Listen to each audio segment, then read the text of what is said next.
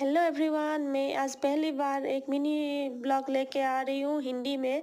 और ये है साग, लाई साग। हमारा असम में बोलता है लाई खाग। और ये छोटा मछली के साथ में झोल बनाऊंगी, असमीज ट्रेडिशनल फूड। और ये हमको बहुत पसंद है। हम कैसे बनाते हैं आप लोगों को दिखाते हैं। अगर आप लोगों को पसंद आए, जो मछली खाते हैं उन लोग ऐसे बना के खा सकता है। और ये मैंने साग अच्छी तरह से धो के साफ करके काट के रख दिया। इधर मछली भी फ्राई कर लिया। इधर मैंने प्याज और एक मिर्च दे के फ्राई कर लिया। उसके बाद साग भी अच्छे से फ्राई कर लिया। फ्राई करने के बाद ढक देंगे। ढक के थोड़ा पक जाएगा। पक जाने के बाद इसमें मछली डाल देंगे।